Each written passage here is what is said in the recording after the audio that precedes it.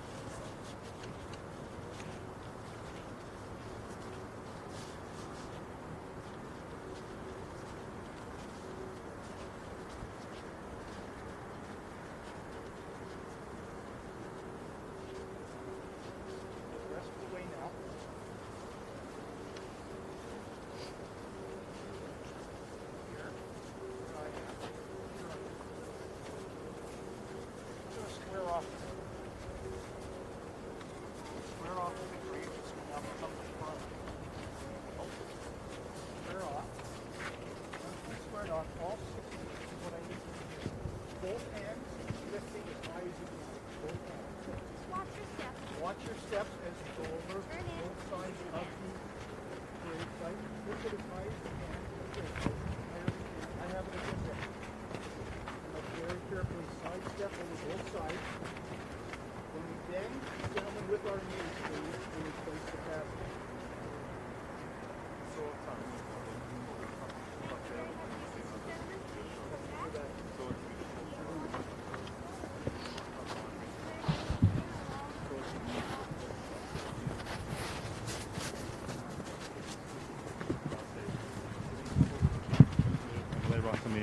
חמנה בחוס עולבות אבנים, כי יד אחד הרחמים והסליחות. צדיק אתה אדוני עולמי תיאחיות, אשר בידך פתאום כל רוחות, חלילה לך זיכרוני לחות, ויהיו עליך ברחמים ותקפות, כי יד אחד הרחמים והסליחות. אדם בין בן שנה יהיה, מה הוא היה יהיה, ברוך ביד האמת, מי כמחיה. ברוך הוא כי אמת עינו, משרתי את הכל בעינו, ומשלם לידם חשבונו ודינו, והכל לשמו הודאי ייתנו. ידענו אדוני צדק משפטך, תצדק בדבריך ותזכה בשבתך. ואין להאח עמידה שבתך, צדיק אתה אדוני בישר משפטך. דיין אמת, שופט צדק ואמת. ברוך דיין האמת, שכל משפטיו צדק ואמת. נפש כוחה בידך, צדק מלא ימינך. רחמה פליטת צאן ידך. ותאמר למלאך הרף ידך, גדול העצה ורב העליליה, אשר עיניך פקחות על כל דרכי בני אדם, לתת לאיש קדרך וכפרי מעליו, להגיד כי ישר אדוני צורי ולא עוולת בו.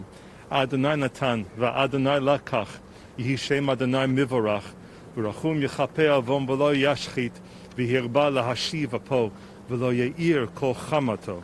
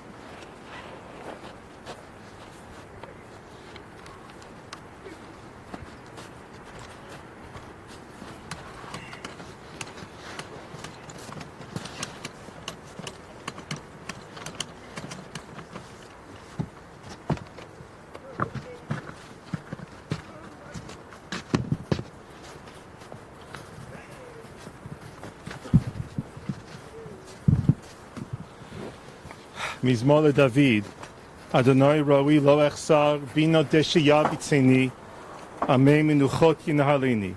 The Lord is my shepherd, I shall not want.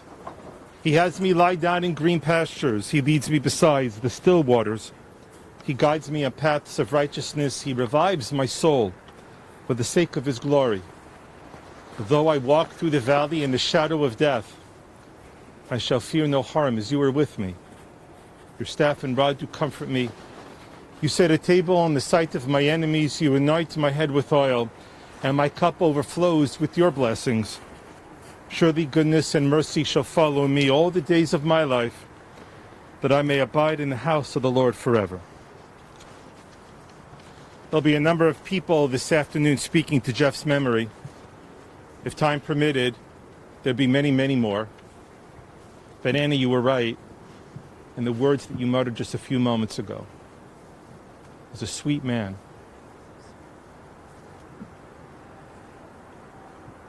Jeff reminded me yesterday when I had the blessing of meeting with him of how deeply grateful he has been in his life for all of you, and all of you are the remarkable story and the twists and turns that his life has taken, that no doubt you will hear through Sharon, Josh, and Adam, that they will fill you with the story of his life. But I want to share with you one story that I think is paradigmatic of who he is. When he was 7 years old, he wanted to go visit the radio station. And they told him in Montreal that they couldn't just let one person come in for a tour. It had to be a school group. So what does he do? He organizes a group as his friends from school. His mother takes the day off of work, which was a big deal because they were modest people. And their factory work, the daily salary was critical to them. But his mother takes the day off from work, this woman who met so much love and support and comfort in his life, and they took a tour of the radio station. The thread that the story weaves is that this is the memory of a man who had a plan for everything. Which isn't to say that his life wasn't filled with surprises, but they were the surprises that came through the work and the realization of dreams. In Jewish tradition, we are told, and I have no doubt that you've heard this expression, whoever saves one life, it is as though they have saved an entire world. But there's a corollary to that idea that often is less known, but I think of greater impact. Because in the Talmud they ask, the ancient rabbis ask, why is it that if you save a life, it is as though you have saved an entire world? And the rabbis answer in return by saying, because there will never be another one like you again.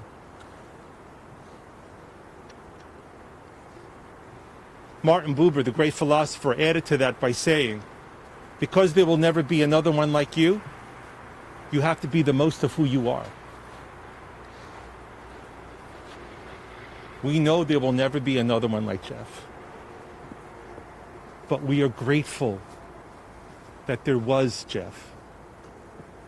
As he said to me yesterday, he started off as Jeff Ansell. He became Jeff Ansell. And he said, I am comforted to say goodbye knowing I'm Jeff Ansell again. He made his journey complete. In the words of the poet T.S. Eliot, we are, if we are fortunate, to arrive at the place where we began and to know it better and deeper than we did at the beginning. Jeff most certainly did. And for all of us who were fortunate to know him, he made us deeper too. Sharon?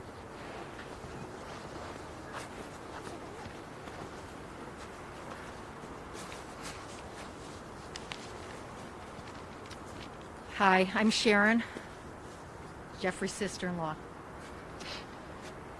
I could speak for hours about the accolades of my brother-in-law, Jeff, and still not cover a fraction of his achievements and his beautiful essence. He was humble, honest, kind, empathic, brilliant, generous, loving, a true force of nature, and he had an amazing sense of humor. This was the essence of Jeff. He had so much to give and teach, and he did so graciously and generously. He helped countless people public speak to find their voice and their power. Friends and acquaintances' kids get into universities and med school. Large corporations and high-profile politicians, Harvard students, and many Canadian and American police forces, just to name a few, on how to deal with the media when in crisis. He taught them to be truthful and to take responsibility. He would create and develop real-life scenarios for his clients and introduce them to the worst-case scenarios. For example, he'd pepper them with difficult questions in attack-like fashion and scare the living daylights out of them, the way the media behaves. He was commanding in his work, and his unique approach and his methods have been so incredibly valuable and impactful for people that so many have said they remember and implement his teachings in so many parts of their lives on an ongoing basis. He wrote a book called The Headline Is You, which has been so successful and his course on lynda.com called Communicating with Confidence has had over 1.1 million views. His many courses, books, and programs will live on to help so many more people for years to come. Jeff survived triple bypass surgery 25 years ago and 21 months with cancer. And it wouldn't have been possible without the incredible, loving care that Jeff received from his devoted and loving wife, Annie, my sister. She took impeccable care of him, and he appreciated this and told her so daily. Jeff worked so hard, and he loved what he did. He had such a strong work ethic. He fought passionately for justice as an undercover investigative reporter, exposing our contaminated Great Lakes, the abuse of elders in a retirement home, and capturing 2 Nazi war criminals in Ontario, just to name a few. It was his passion and chutzpah that drove Jeff to take action in the name of justice, and what made him stand out as an exemplary investigative reporter. But nothing was more important to him than his family. You could count on Jeff to break into a huge smile at the mere mention of his wife, Annie, the love of his life. And as Annie would often tell people unabashedly, he loves my ass. His eyes lit up when he spoke of Annie, and I told him that is what I love most about him. His respect and deep adoration for her. He was so proud of his sons, Adam and Josh. Their devotion and love for Jeff in the last 21 months has been a true testament to the wonderful father Jeff was. As their aunt, my love and respect for my nephews has risen to a whole other level. They blew me away.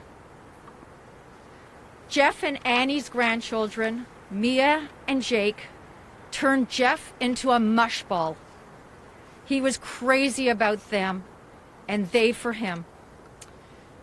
His daughter-in-law, Leanna, was the daughter he never had, and their connection and love was so special. Jeff loved the simple things in life: family, good friends, a good meal, movies, and books, but his true passion was traveling. He created some of the most cherished memories traveling with Annie, his brother-in-law Buzz, and his annual trips with Adam and Josh when they were very young. He genuinely wanted to help others, whether they were clients, friends, family, or those down on their luck asking for money.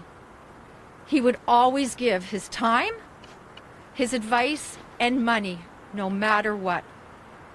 When Jeff Ansell and Associates was located down on Yorkville, he would regularly be met with individuals sleeping in bus shelters or on the sidewalk, and he never, ever just kept walking. He stopped, made eye contact, and put his hand in his pockets and provided help.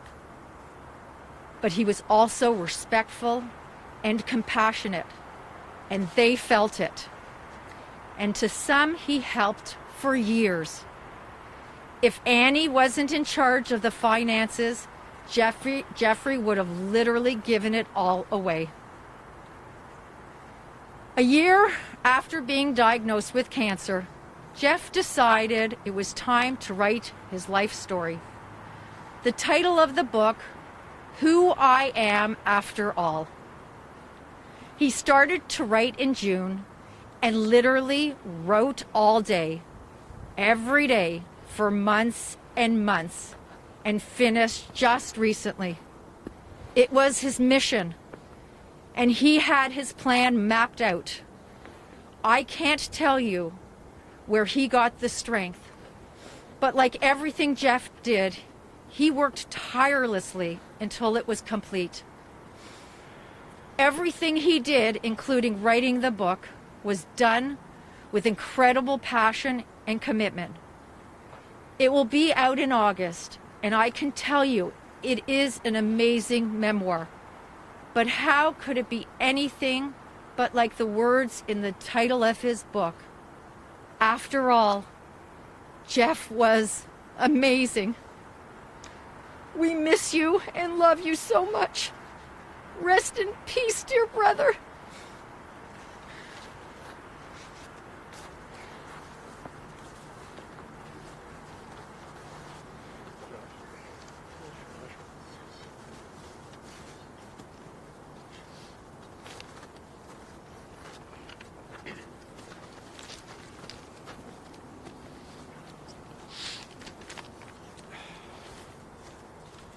My dad was a compassionate, sensitive, intelligent, and loving figure that loomed large in my life since day one. He imparted subtle and not so subtle lessons along the way. Mainly treat people with respect, give to those less fortunate. He didn't just say those things, he did them at every opportunity he had. My dad told me that when he saw a homeless person or someone in need, he always saw it as a test from God. You have to be a pretty special person to see the world in that way. The career he had and business he built are testaments to my dad's character and work ethic. What's warming about all the well wishes from colleagues and clients is that my dad changed and bettered people's lives. It's pretty cool to see that. And man, did we have some good laughs. Laughs that came from the belly and were hard to contain. My dad was one of few people I can speak to telepathically through the eyes and know exactly what he's saying. I always did feel and was told that I was like a clone, but I don't think Jeff liked that much. He wanted me to be my own man, but it's hard to not want to be a guy like Jeff Ansell. Just a cool dude who loved his family and dreamed things into reality. I didn't realize it until a bit ago just how much I spent the last few decades bragging about my dad to anyone who'd listen. Nazi hunter, famed journalist, celebrated entrepreneur, and just an awesome dad. I'm going to miss him every day, and the whole of my soul will always remain a void. Much love, Pop. I'll think about you every day.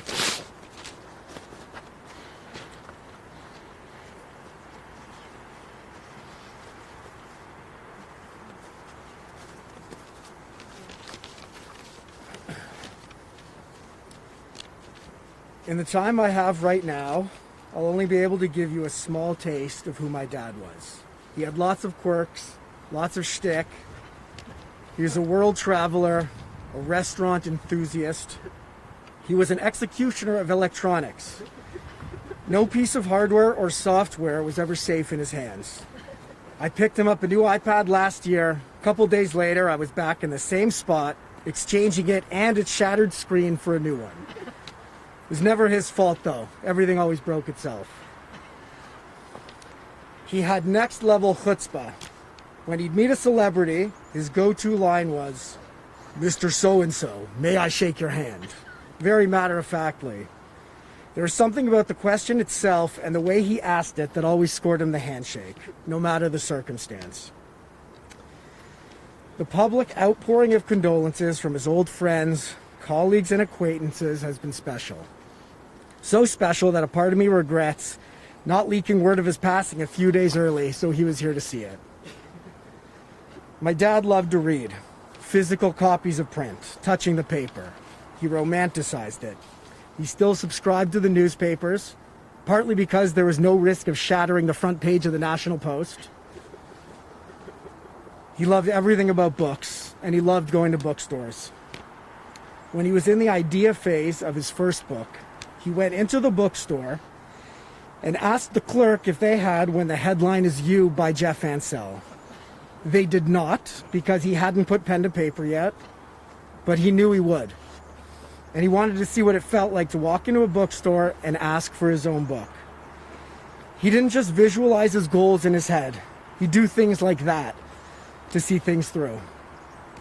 He'd always wanted to write a book about his life and the lessons he learned. When he started what would be his final project, no one knew or thought it would be his last, but he knew it. The imminence of his condition and a couple of other factors motivated him to finish it at warp speed. He couldn't stomach dying without the stories he wanted heard to be heard. And before he was gone, he was going to touch a physical copy of this thing. So he set out to make this idea come to life. He pumped out a draft, molded it, got a publisher, enlisted his top lieutenant and closer to help him out, and a few days ago, the book was placed in his hands for him to touch. In the days since, we took turns reading it to him. And in his last night with us, just before midnight, we finished the last chapter and gave him the ovation and recognition he deserved, not only for completing this project in the face of everything he was faced with, but for what was inside it. An incredible and interesting life. And when he looked around the room at the people he loved most, and he knew we had heard everything he wanted us to hear, he had the peace he needed to say goodbye. So now I too say goodbye. I love you, Dad.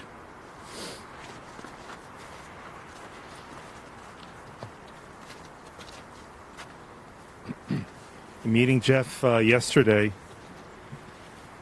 I can attest that the only time that he truly came to tears is when he spoke about all of you. Yehei Zichrono Baruch, may his memory continue to be a blessing to all of you. Jeff Alev Shalom is remembered as the beloved partner to Annie, a loving father to Adam and Leanna and Joshua, a grandfather to Mia and Jake, a dear brother and brother-in-law to Dina and Buzz, Eileen, Sharon and John, Amy and Paul, lovingly remembered by the many family and friends, those who are blessed to be here and those who are with us, certainly over technology. We're fortunate and blessed to have known him in our life. We're now at the most difficult part of any funeral, and that is the filling in of the grave. There are a number of COVID-specific protocols. Number one, you must be wearing the gloves that were provided to you. Number two, only 2 people at a time, 1 on each side. We have a time limit available to us now. So I would ask just if you could place a few shovels worth in. Traditionally, we turn the shovel upside down for the first few, just so that you leave enough time for the people to follow. After you place the shovel down, please walk away, and then the next person can follow after you. Thank you.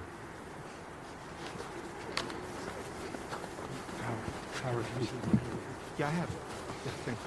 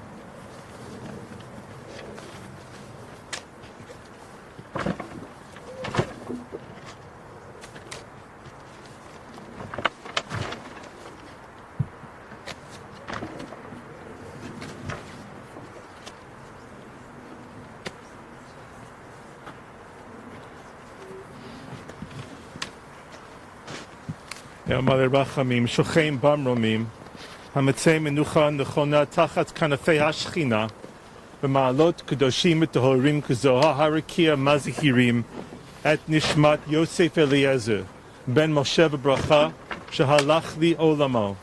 בגן עדן תהא מנוחתו, ואנה בעל הרחמים. הסתירהו בסתר כנפיך לעולמים, וצרו בתרחם את נשמתו. אדוני הוא נחלתו, וינוח בשלום על משכבו, ונאמר Amen.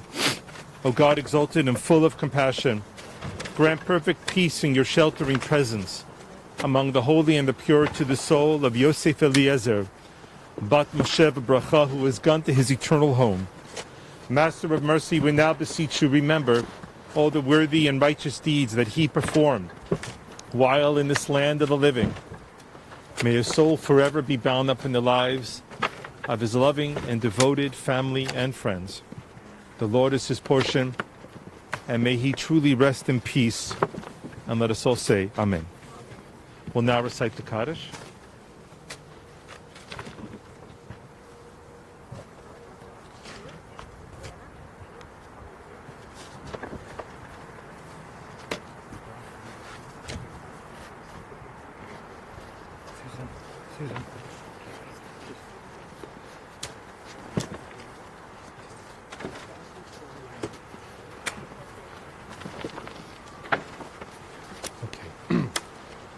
Yit Gadal V'yit Kadash Shemei Rabbah Bi'alama Divera Chirute V'yamelich Malchute B'chayechon Uv'yomechon Uv'chaye Dechol Beit Yisrael Ba'agala Uv'izman Kariv v'imeru.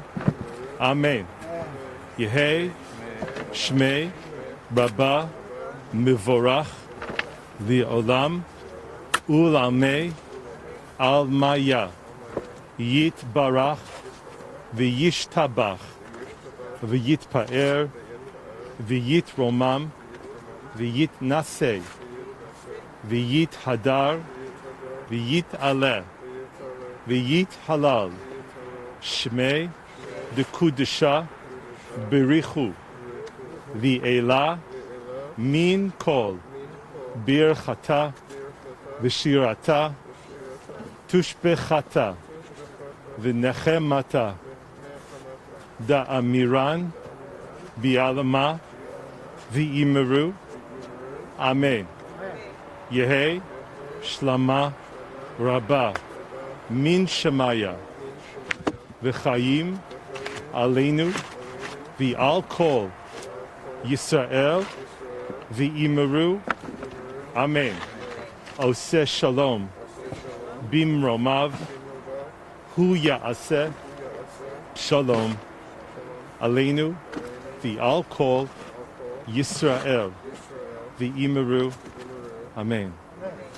I'd like to ask everyone, with the exception of the mourners, to please repeat these traditional words of comfort after me. Hamakom yinachem etchem b'toch sha'ar avelei Tzion v'Yerushalayim. It is our prayer and hope that you should be comforted amongst the other mourners of our people.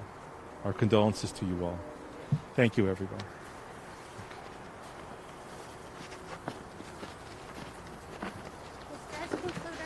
At the time, I would like to offer anybody that would like to continue shoveling, you can do that if you wish. Once everybody's had a turn, we will go back to the road to allow the cemetery staff to come and complete the burial. We will stay for that. We do have yard sites for the immediate mourners. My colleague Howard will hand them out to you. There's also a garbage that we can safely dispose of your gloves. But most importantly, I wanted to say thank you. It's difficult